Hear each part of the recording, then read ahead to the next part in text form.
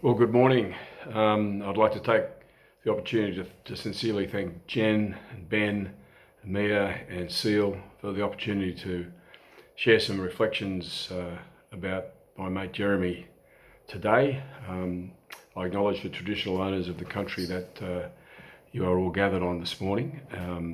Unfortunately, I'd love to be there, but I'm stuck in London. A combination of post-COVID recovery and uncooperative airlines has meant that I'm stuck here in the hometown of the place where the traditional owners from this country left 1788 to come to Australia, the first boatload of unauthorised arrivals, which I know would be something that Jeremy would like me to note.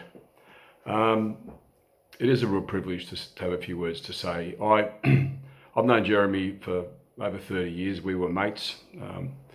He used to start a phone conversation with Cobber, Digger, Comrade, and we'd go from there. We both were born in the same year. We both had bad beards. We both had hairlines that were under threat. We both played in music in pub bands that were characterised by the reality that the more the crowd drank, the better we sounded. So we struck it off early, and we worked together. We spent times with our families together over the years, times that I have valued very dearly. When I was thinking about what to say today about Jeremy, a number of things are really clear.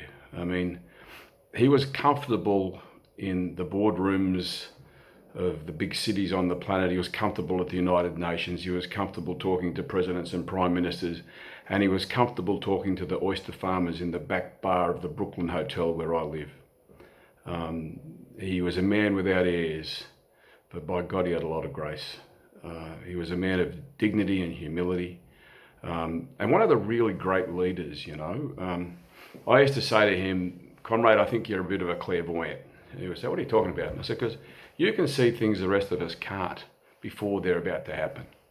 You know, whether it was the sea of hands and the need for a people's movement in Australia in support of native title, whether it was the need for us to get much more engaged on climate change in the Pacific, but also with the big end of town.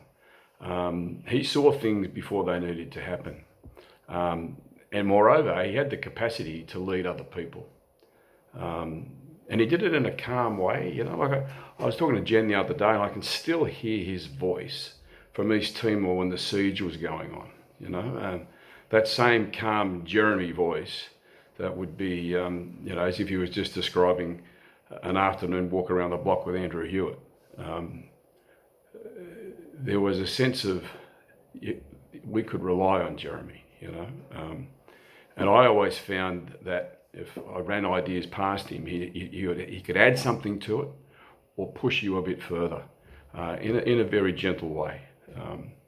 And as I said, you know, the things that we did together over the years, whether it was, like I said, the Sea of Hands, or whether it was Sorry in the Sky, over the reconciliation marches, you know, Midnight Oil wearing sorry suits. Jeremy had a hand in all of that. And that was another really interesting thing. It didn't have to be done with his brand on it. You know, even though he was the boss of Oxfam CAA and he was the boss of Oxfam International, there were times when he'd ring up and he'd say, "Comrade, we have to do this one below the waterline. We've got to do this below the waterline." And a classic example of that was in the early days of native title, when John Howard had said he'd made an agreement with the farmers and an agreement with the miners and sat down. It didn't say anything about the rights of Aboriginal people. Jeremy rang me on a Good Friday afternoon and he said, "There's a gap." And I said, "What's the gap?" He said, "We've got to get the church leaders to come out and speak and say something." And I said, "Oh, good luck with that." And he said, No, we can do this." He said, "You ring all the bishops and the church leaders around the country and I'll write the statement." And I think he and Andrew Hewitt got together and wrote this quite magnificent Easter statement for the leaders of the churches around Australia, which I then passed around to the various bishops of the country, who all said, "This is great." And it was headline news on the Sunday. They were all vox popped as they came out of their churches on a Sunday afternoon. And many bishops contacted me to say, you know, that was a magnificent statement, you know, and little did they know it was written by a wonderful atheist friend of ours. Because Jeremy was able to walk in other people's shoes.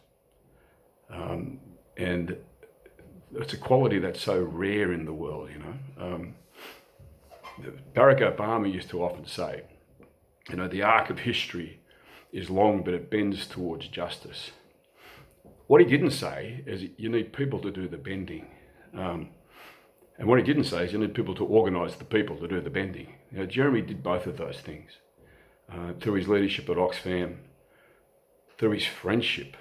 He enabled people to look into some of the darkest places on earth with a torch. And I'll never forget him for that.